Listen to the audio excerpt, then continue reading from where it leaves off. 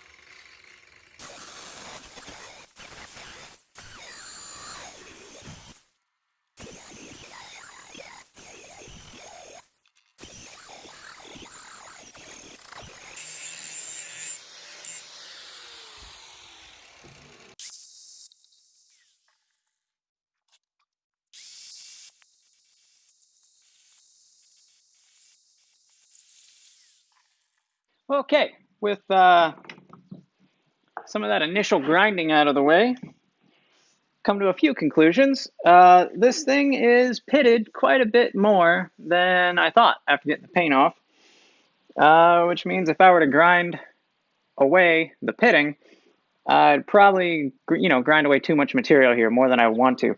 So I'm going to leave it, and we're going to go on to sort of giving the edges on the top here, the face, a little bit of a round over, because I wouldn't say they're sharp, but they're sharper than I think they're supposed to be. Talking to a few people, Zach Herberholtz from ZH Fabrication, specifically, I actually recommended this as a good starter anvil for me. Said that I should put a small radius all around here, and then if I decide that I'd like a bigger radius later, I can go ahead and put that on here somewhere as well. So I think I'm going to start with just putting a shallow radius everywhere.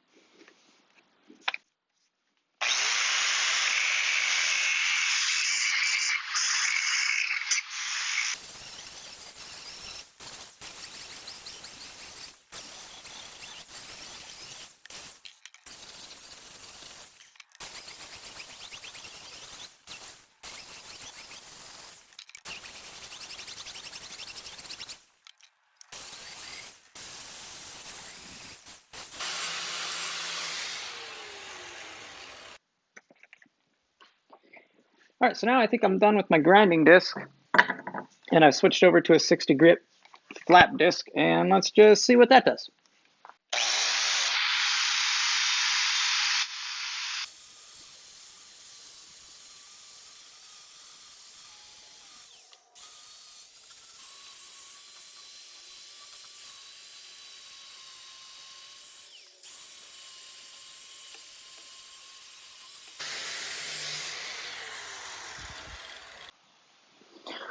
Okay, I think that's pretty much everything that I need to do to this. The hardy hole's got some burrs in it. I kind of thought maybe I would take a file and see if I could file that out. I'm not sure that that's necessary. I think once I start, actually putting hardy tools in there, that will take care of itself, I think.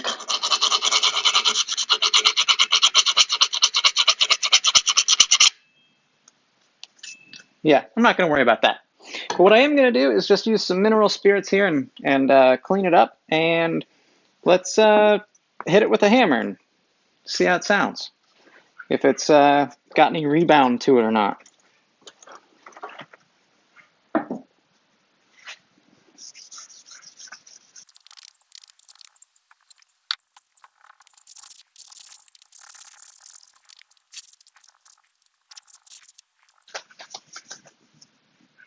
Okay, here we go. First time I'm going to hit it. This is not a blacksmithing hammer. It's, I don't know. It's a 3-pound hammer. Let's see what happens. I'm just going to let it fall onto here.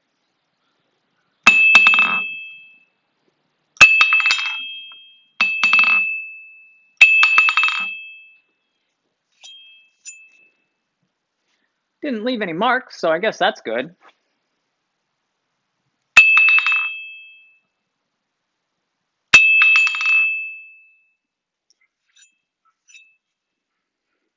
I don't know what that means, but I guess I'll find out when I actually use this to make something. Okay, guys, well, there you have it. Cheap Chinese 66-pound anvil off of Amazon. I'll leave a link down in the description if you're interested in picking one of these up for yourself. It is an affiliate link. And be sure to check out Zach Herberholtz at ZH Fabrication. I'll leave a link down in the description. It's been a big help, getting me started on this blacksmithing journey. And if you don't know who he is, you probably should. He does some pretty amazing work. But if you want to see me work with this thing, be sure to like and subscribe so you can see that video when it comes out. Hit the notification bell, all that stuff. And I guess next is a stand. I need an anvil stand, and then I can actually start using this thing. So that'll be next. All right, until next time, guys. Thanks for watching.